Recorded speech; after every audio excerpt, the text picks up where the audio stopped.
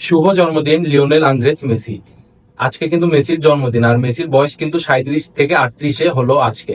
তো ফার্স্টে আমি আজকে মেসির সম্পর্কে দুইটি ঘটনা বলবো, আশা করি আপনাদের ভালো লাগবে। তারপরে আমরা মূল ভিডিওতে যাব।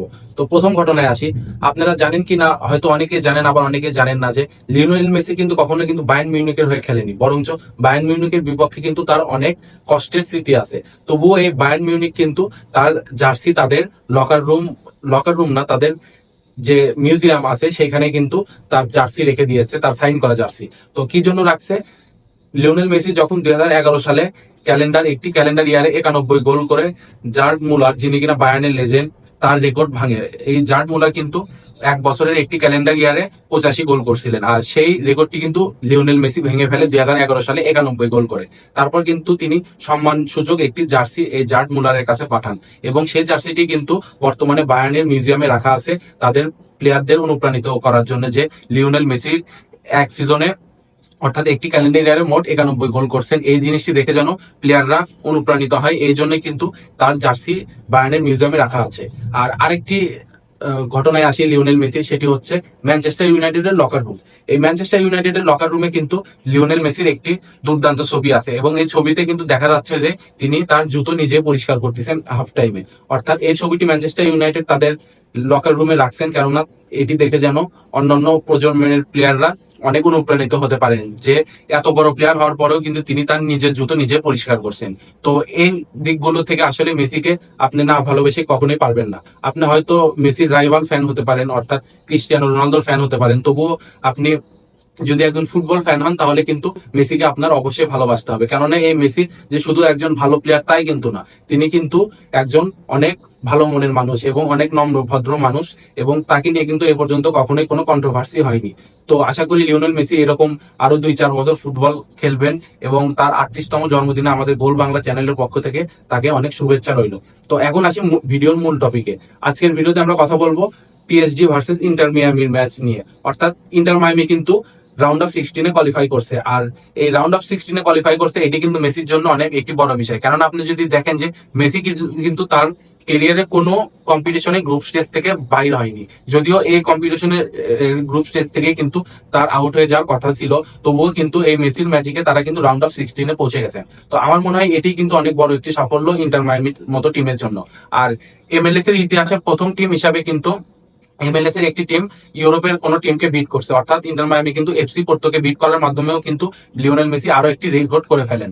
তো আমার মনে হয় এই ইন্টার মায়ামির মতো টিম নিয়ে কিন্তু লিওনেল মেসি যে এই দুটি রেকর্ড করছেন, এটাই কিন্তু অনেক কিছু। আর মেসি ফ্যানরা আর মনে হয় না এর চেয়ে বেশি কিছু চাই। তবে নেক্সট ম্যাচ, অর্থাৎ রাউন্ড অফ 16-এর ম্যাচ কিন্তু পিএসজির বিপক্ষে পড়ছে, আর মেসি কিন্তু এই পিএসজির প্লেয়ার ছিল, আর পিএসজির সাথে কিন্তু মেসি সম্পর্ক খুব একটা ভালো ছিল না। তো এই জন্য কিন্তু এই ম্যাচটা আরো জমবে আমার মনে হচ্ছে, কেননা পিএসজি কিন্তু এবারে চ্যাম্পিয়ন্স লিগ উইনার, আর এদিকে ইন্টার মায়ামির টিম কিন্তু অতটাও ইউরোপের মতো ডেভেলপ টিম না। তবে এই লড়াইটি আমার কেন জানি মনে হচ্ছে অনেক জমবে, আর পিএসজি আমার মনে হচ্ছে খুব সহজেই এই টিমের সাথে জিততে পারবে না। এর পিছনে কয়েকটি কারণ আছে। তো প্রথমে আসি পিএসজির কথাই।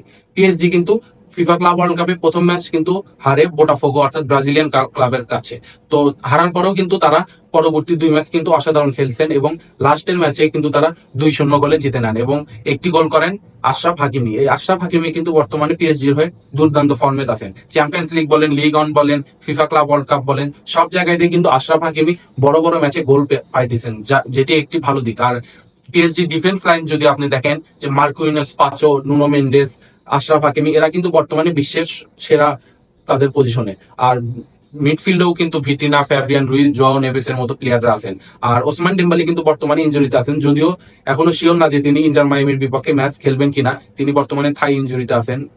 আর ফরওয়ার্ড লাইনে কিন্তু ডিজায়ার দুয়ে, খাভারেজকেলিয়া এবং বার্কোলাকে খেলাচ্ছেন লুইস এনরিকে। তো পিএসজি টিম কেমন এটা আপনারা সবাই জানেন, এবারের running champions league winner. PSG team নিয়ে আর কিছু নাই বলি।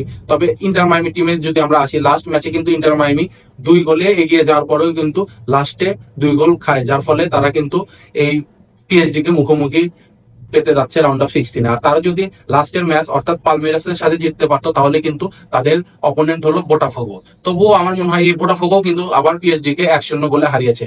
আর মেসির কেরিয়ারে কিন্তু খুব একটা ছোট টিমের সাথে খেলে কিন্তু তিনি কিন্তু কোনো কম্পিটিশনে খুব বেশি দূর যায়নি, তিনি কিন্তু সবসময় বড় বড় প্রতিপক্ষই ফেস করছেন। তো আমার মনে হয় পিএসজির সাথে তার গ্রুপ স্টেজ থেকে রাউন্ড অফ 16 দেখা হচ্ছে, এটাও একটি ভালো দিক। তিনি একটি বড় টিমের সাথে কিন্তু প্রতিযোগিতাপূর্ণ একটি খেলা আমাদের উপহার দিতে পারবে, আর যেহেতু এটি তার সাবেক ক্লাব, এই জন্য কিন্তু এই ম্যাচটি আরো জমে উঠছে।